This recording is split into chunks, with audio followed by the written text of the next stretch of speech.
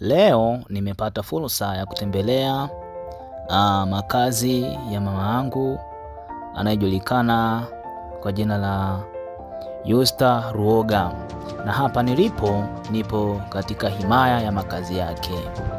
Haya ndo makazi yake, ndo nyumba yake hiyo, pamoja na kwa pembeni kuna bustani yake. Sasa hivi ni wakati wa kiangazi, lakini anaweza kumwagilizia bustani yake ya mahindi, lakini pia kuna bustani ya mboga. Ndio hii hapa ni bustani yake ya mboga, kama nilivyoeleza hapo mwanzo kwamba hapa kuna mboga na mchicha, lakini mchicha umegawanyika katika aina tatu. Manake mchanganyiko wa mchicha.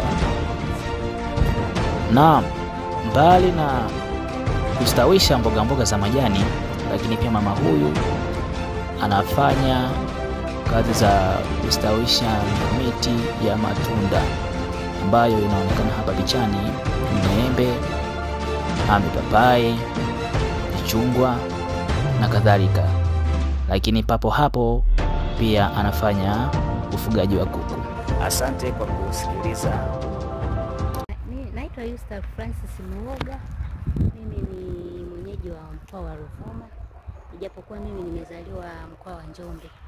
Kwa hiyo kwa sasa niko katika mazingira haya, naishi hapa, najishughulisha na bustani kidogo. Mimi ni mama wa nyumbani, lakini kana mboga hizo na mahindi hayo. Umeona mahindi na mwembe. Ndani ya mahindi na mboga umesema pia unajishughulisha na nini kwa hapa nyumbani? Hapa nyumbani pia nafuga kuku. Nafuga kuku. Napenda kufuga kuku pia wa kienyeji. Unaweza kutuonesha? Kuku wa kienyeji. Ndio. Kuku ninao, ndio naweza kuonyesha. Tunataka kuona kuku wa mama. Kuku wa mama tunaweza kuwaona. Mama yetu anajishughulisha na ufugaji wa kuku pia.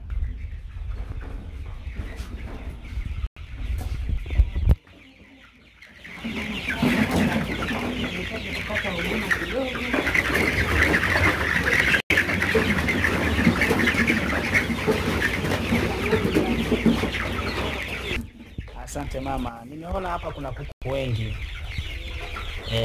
Nimefurahi sana kuona kuku.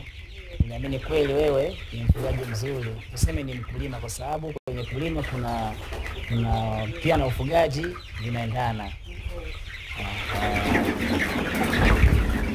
Naona kuku wamekuwa sana. Je, mama, unaweza kutuelezea kidogo hawa kuku umewatoa wapi na umefanya jitihada gani mpaka ukafikia jinsi walipo kwa sasa?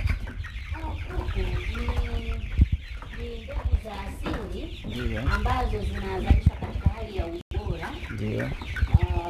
Kwa madhumuni ya kutoa vifaranga wengi kwa wakati mmoja, lakini wao ni mbegu za asili. Kwa hiyo unachukua hao vifaranga wakiwa wadogo kabisa, wanakaribia kufunga mwezi. Kwa hata mwezi hawajamaliza. Hapa wanakaribia kufunga mwezi mmoja. Mimi nilijua kwamba ni kuku wa kisasa, kumbe ni kuku wa kienyeji ambao wameboreshwa, si ndio? Ni kuku wa kienyeji. Au tunaweza kuita ni machotara, maana yake kati ya kuku wa kienyeji na kisasa. Kawaita hivyo. Sawa.